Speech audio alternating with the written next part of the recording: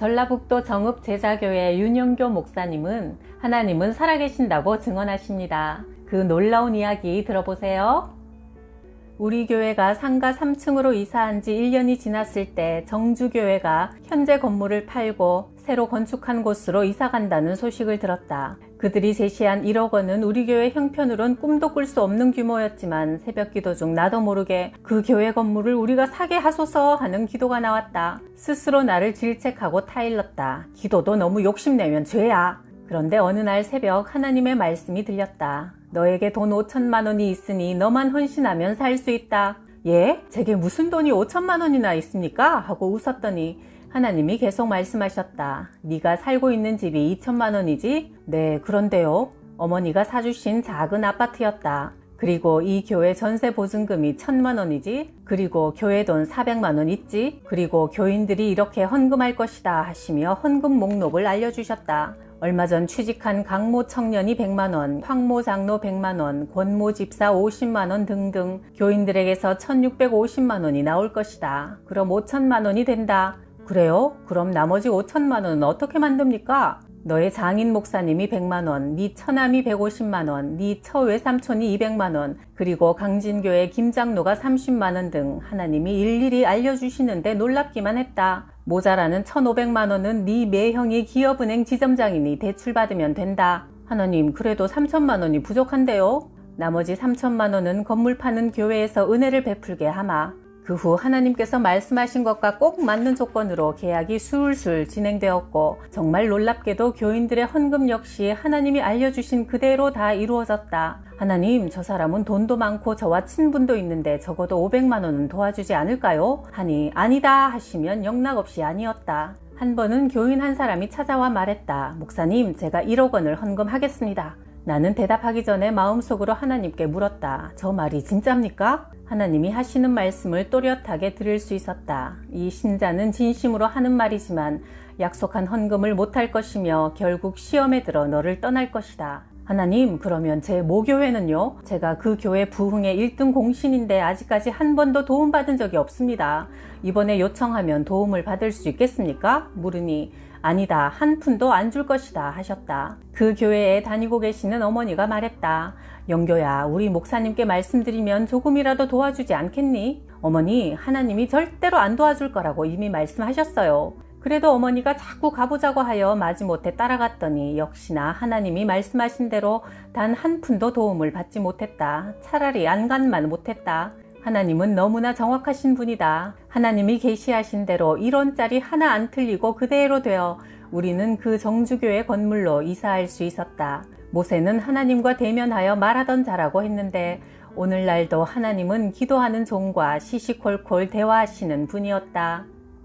20살 무렵 나는 강진 제1교회에서 중고등부 학생회를 조직해 부흥을 위해 사력을 다했다. 그러던 어느 날 입대 명령서가 나왔다. 하나님, 이제 막 부흥하기 시작하는데 어린 학생들을 놔두고 제가 가버리면 어떡해요? 기도하며 논산 훈련소에 도착했다. 마침 그때 이상하게 발이 자꾸 가려워 긁다 보니 여기저기 상처가 났다. 군의관이 물었다. 이게 뭐야? 예, 밤에 나도 모르게 가려워 자꾸 긁었습니다. 집에 가고 싶은가? 네, 그렇습니다. 알았다. 악성 피부병으로 판정한다. 고향으로 돌아가. 그 후 광주 병무청에서 다시 검사를 받으니 방위병 근무로 결정이 났고 교회와 가까운 강진 예비군 중대본부로 배치되었다. 그 덕분에 교회 일을 계속 할 수 있게 되었다. 교회는 점점 부흥되어 매주 10명 이상 새로 등록했고 학생들이 150명 정도 모였다. 어느 날 둘러앉아 성경 공부를 하는데 갑자기 사람들의 마음에 하트 모양이 보였다. 평소 별 말이 없어도 예수님을 많이 사랑하는 사람은 밝은 빨간색, 예수님을 적게 사랑하는 사람은 노란색, 입으로는 하나님을 사랑한다고 떠들어도 그 사랑이 다 식어버린 사람은 검은색 등 사람들마다 각각 다른 색이 보였다. 심지어 가슴에 하트 대신 뱀이 또아리를 틀고 숫자 6자 모양으로 앉아있는 형상도 보였다. 얼마나 당혹스럽고 놀랍던지 이렇게 기도했다. 하나님, 제가 감당하기 어렵습니다. 이런 형상이 더 이상 보이지 않았으면 좋겠습니다. 그렇게 기도하고 나니 그 다음 날부터는 정말 아무리 보려고 해도 보이지 않았다. 이런 신령한 은사들은 내가 열심히 기도 생활하고 있을 때는 다양하게 주어졌고 내가 기도 생활을 게을리하거나 마음이 세상으로 쏠리면 다시 떠나갔다. 어느 날은 사택 방 안에서 문을 닫고 기도하고 있는데 고집사님이 라면 2개를 들고 대문 밖 저 멀리서 걸어오고 계시는 모습이 환상으로 보였다. 그래서 밖으로 나가보니 정말 고집사님이 저만 취해서 오고 계셨다. 영교 선생 배고프지? 뒷짐에 뭔가 감추고 계셨다. 정말 라면일까? 고집사님은 쓱 손을 내밀어 라면 2봉지를 건네셨다. 하나님은 내가 배고픈 줄 아시고 집사님을 감동시켜 라면을 들고 오게 하셨다. 참 자상한 아버지시다. 한 번은 집에서 기도하고 있는데 어머니가 방에 들어오셔서 가위가 어딨지? 하며 장롱 서랍을 열어보셨다. 내 눈에 가위가 서랍 3개 중 제일 아래에 있는 것이 보였다. 어머니, 제일 밑에 서랍에 있어요. 진짜 여기 있네. 어떻게 알았냐? 기도하다 보면 이런 일들이 수없이 일어난다. 내 아내는 당시 광주 시내 다른 교회에 다니고 있었고 그 언니가 우리 교회에 나왔다. 대학 2학년 겨울방학 때 저녁 예배를 드리러 갔더니 그녀가 언니를 따라 우리 교회에 와서 예배를 드렸다. 교회에서 조용히 기도하고 있는데 하나님이 말씀하셨다. 네가 저 자매를 오늘 선택하면 네 아내가 될 것이나 그렇지 않으면 다른 사람의 아내가 될 것이다. 나는 아직 대학 2학년이고 졸업 후 신학교도 가야 하니 결혼은 생각해보지 않았는데 하나님이 말씀하시니 그 자매와 대화를 나누어 보았다. 자매님, 혹시 배우자를 위해 기도하고 계십니까? 그랬더니 그녀가 말했다. 저 내일 목포에 선보러 가요. 그래요? 어떤 남잔데요? 부모님이 잘 아는 집안이라 부모님 뜻대로 결혼하게 될 것 같아요. 그 남자는 서울대학교 나와서 대기업 회장님 비서실장으로 있대요. 그 순간 나도 모르게 말이 툭 뱉어졌다. 자매님, 나 어때요? 아내의 대답은 더 놀라웠다. 아멘! 다음 날 그녀는 목포에 내려가서 부모님께 말씀드렸다. 저 남자친구 생겼어요. 목사 될 사람이에요.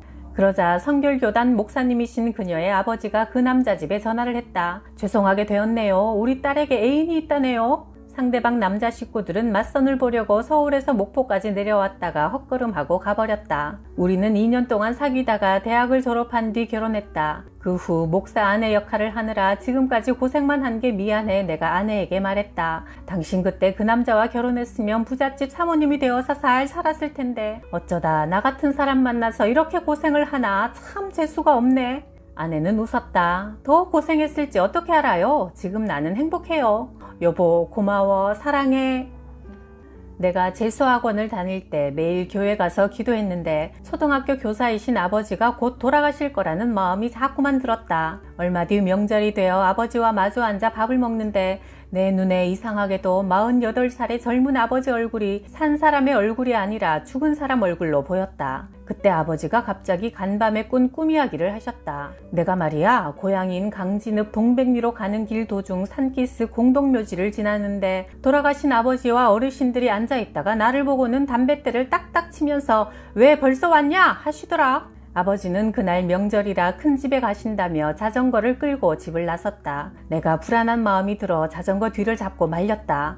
아버지, 오늘은 자전거는 두고 버스 타고 가세요. 그러나 아버지는 웃으며 다녀오마 하시고는 평소처럼 자전거를 끌고 나가셨는데 왠지 아버지의 마지막 모습이라는 생각이 자꾸만 들었다. 아버지를 보내놓고 어찌나 마음이 불안하던지 방에 들어와 간절히 기도했다. 하나님, 우리 아버지를 제발 살려주세요. 지켜주세요. 그러다 깜빡 잠이 들었는데 전화벨 소리가 들리는 순간 직감이 왔다.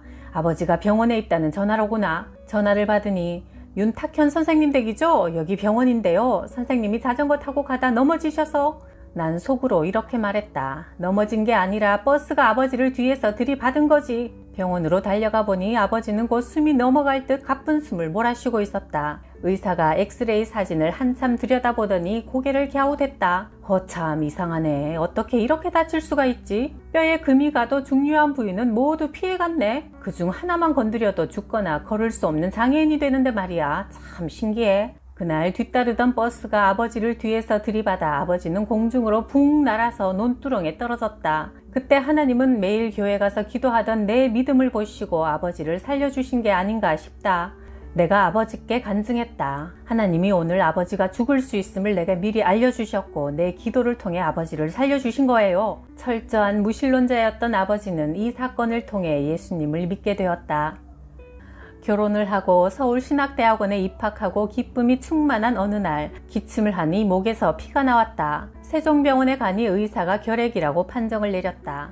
독한 결핵약을 한 주먹씩 먹으니 건강은 더욱 안 좋아졌다. 한 달 동안 방 안에 누워 투병하며 하나님께 간절히 기도드렸다. 생각나는 모든 죄를 회개하고 또 회개했다. 어느 날 기도 중 하나님 음성이 들렸다. 결핵이 아니고 디스토마다. 다음날 아버지도 이런 말을 했다. 영교야, 너 혹시 결핵이 아니고 디스토마 아니냐? 나도 청년 때 디스토마에 걸렸었거든. 그래서 집에 오래된 의학사전을 찾아보니 폐결핵과 폐디스토마는 증상이 비슷해 경험 많은 의사도 오진하기 쉽다고 나와 있었다. 특히 각혈할 때 피 색깔이 붉은 선홍색이면 결핵이고 커피색처럼 검으면 디스토마라는 것이다. 그러고 보니 내가 각혈할 때 피 색깔이 검붉었다. 병원에 가서 의사에게 디스토마 검사를 해보자고 하니 화를 냈다. 환자가 멋대로 자기 병을 판단합니까? 의사가 결핵이라면 결핵입니다. 그냥 약 그대로 먹으세요. 그래서 할 수 없이 약국에 가서 디스토시드정이라는 약을 하나 사 먹었더니 바로 열이 내리고 기침도 멈추고 각혈도 멈추고 깨끗이 나아버렸다. 돌팔이 의사들은 사람을 잡을 수 있지만 하나님의 진단은 정확하다. 25살 때 나는 하나님을 꼭 한번 만나보고 싶었다. 그래서 100일 작정 철야 기도를 드렸다.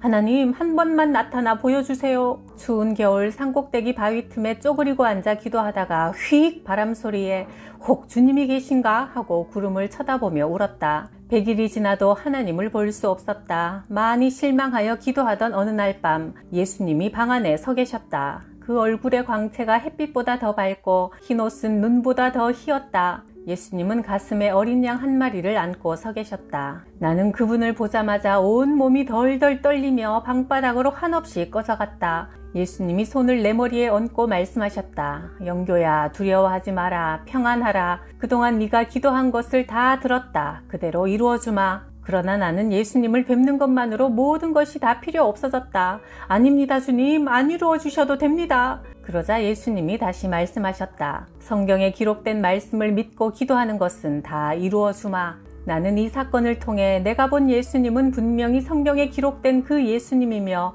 본래부터 계신 하나님이심을 깨달았다. 그 이후 내 가슴에 주님께 이끌리는 사랑의 자석이 생겨 영원히 예수님께 끌려가고 있다. 어느 주일 젊은 남자가 등록했다. 저는 여수가 고향인데 이번에 교사 임용고시에 합격했고 정읍으로 발령이 나서 왔습니다. 게다가 저희 집안은 순교자 집안입니다. 나는 참 기뻤다. 그가 2달쯤 우리 교회에 다니고 있을 때 기도 중 하나님이 이런 음성을 들려주셨다. 그 사람 신천지의 추수꾼이다. 다음날 새벽기도 시간에도 그 다음날에도 3번이나 강하게 말씀하셨다. 내가 정읍교육청에 그 청년이 진짜 교원 임용고시에 합격했는지 알아보니 그런 사람이 없다고 했다. 그리고 우리 교회 집사님 한 분이 사실은 그들과 한 달 전부터 성경 공부를 해오고 있다고 알려주었다. 그 사람이 저를 찾아와서 말했어요. 저에게 성경을 가르쳐 주신 엄청 존경하는 교수님이 계신데 마침 정읍에 오시게 되어 청년들과 함께 성경 공부를 하고 싶어 하십니다. 그런데 장소가 마땅찮네요. 집사님 댁을 좀 빌려주시면 참 감사하겠습니다. 그래서 집을 내주었는데 점점 성경 공부가 이상한 방향으로 흘러가서 수상하다고 생각했어요. 또 다른 집사님이 말했다. 그 청년이 순복음 교회에서 나오는 걸 봤어요. 알아보니 그는 우리 교회와 순복음 교회에 동시에 등록하여 주일 낮 예배는 우리 교회에서 드리고 오후 예배는 순복음 교회에 참석하며 추수꾼 활동을 하고 있었다.